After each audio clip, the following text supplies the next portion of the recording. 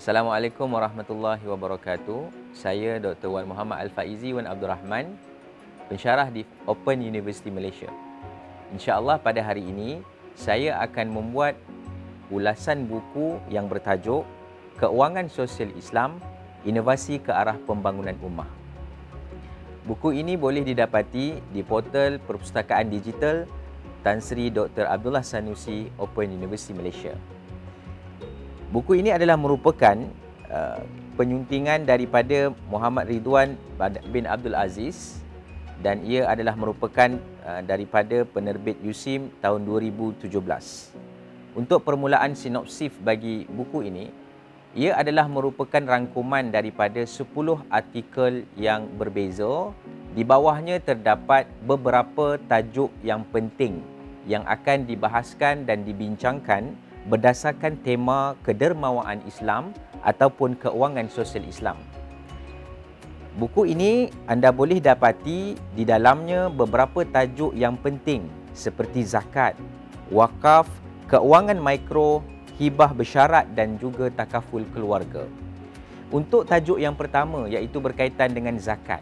Ia adalah membahaskan tentang konsep inovasi pengagihan zakat berdasarkan kepada asas kesepakatan muzakarah fatwa.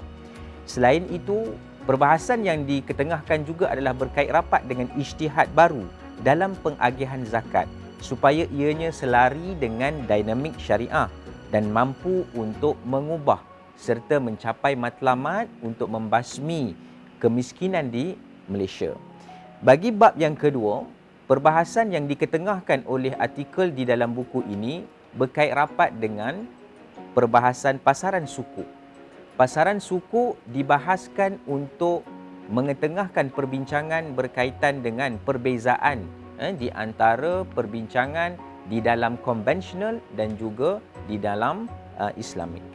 Apa yang diketengahkan dan menjadi titik penting dalam perbincangan buku ini adalah untuk mencari apakah penanda aras yang saling sesuai bagi diketengahkan dalam penanda aras berkaitan dengan pasaran suku.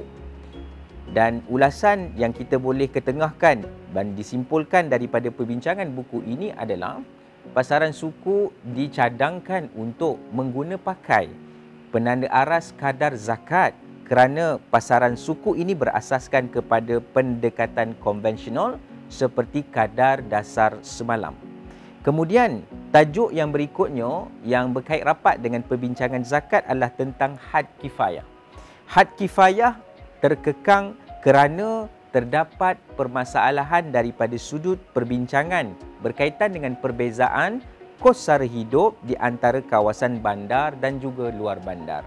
Justru penulis bagi artikel yang telah dikumpulkan dalam buku ini mencadangkan supaya diwujudkan satu perbahasan yang lebih kompetitif dalam mengetengahkan perbincangan berkaitan dengan had kifayah. Seterusnya, saya telah mengumpulkan perbincangan untuk tema yang kedua bagi buku ini iaitu berkaitan dengan wakaf. Yang mana di dalam perbincangan wakaf terdapat pelbagai jenis perbincangan contemporary dan juga semasa yang diketengahkan oleh artikel-artikel. Sebagaimana perbincangan berkaitan dengan penglibatan masyarakat dalam wakaf tunai. Seterusnya, keperluan untuk mewujudkan kepimpinan yang kompetitif dan kepimpinan yang kehadapan dalam menguruskan zakat. Seterusnya, perbincangan juga diketengahkan berkaitan dengan bakat untuk melestarikan wakaf, keusahawanan dan inovasi serta terdapat cadangan berkaitan dengan inovasi bank wakaf. Jadi dalam buku ini, artikel-artikel tersebut ditempatkan di dalam beberapa bab. Bab yang ketiga, anda boleh dapati tajuk berkaitan dengan inovasi penyebaran maklumat melalui media sosial.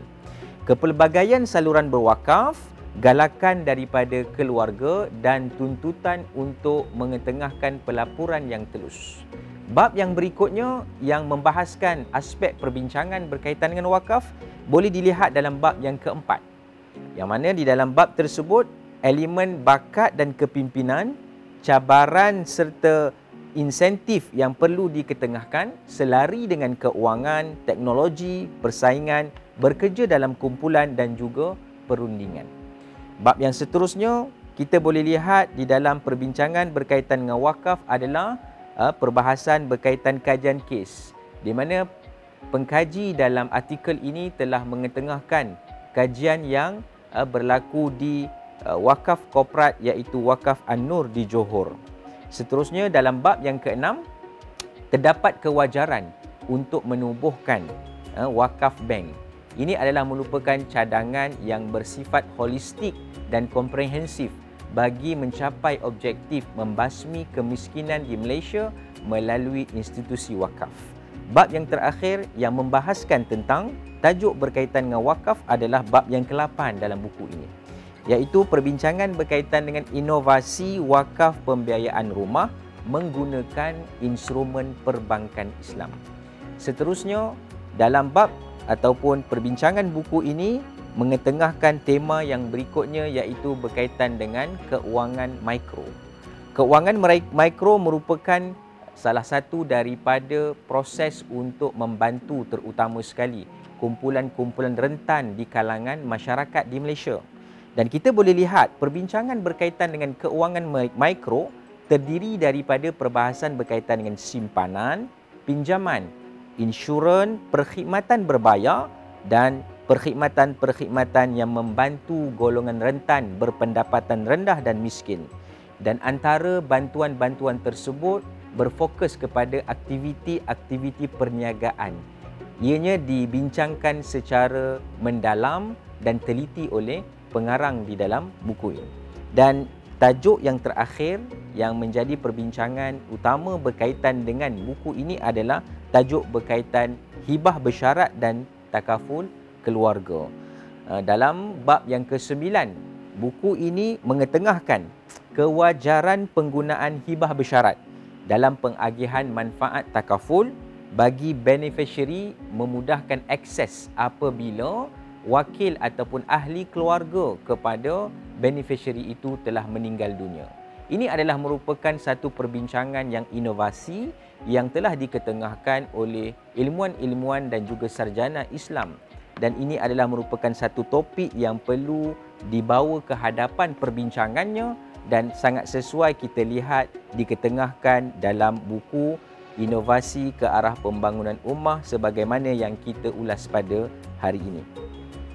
Buku ini adalah merupakan sebuah buku yang sangat bermanfaat dan juga berguna kepada pelajar-pelajar di Open University Malaysia, terutama sekali pelajar-pelajar di peringkat diploma, peringkat bachelor dan juga peringkat master. Buku ini boleh digunakan oleh setiap pelajar untuk tujuan menyiapkan tugasan sama ada berkaitan dengan kursus seperti kawaid fiqhiyah, seperti fiqh muamalat dan juga keuangan Islam.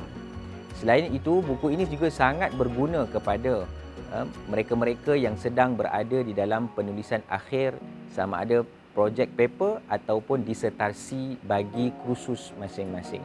Selain itu, buku ini juga sangat bermanfaat kepada mereka-mereka yang berminat di dalam bidang fiqh muamalat dan juga keuangan Islam. Dan insya-Allah buku ini akan memberikan manfaat yang meluas kepada kita untuk memahami lebih mendalam berkaitan dengan muamalat harta dan juga keuangan Islam.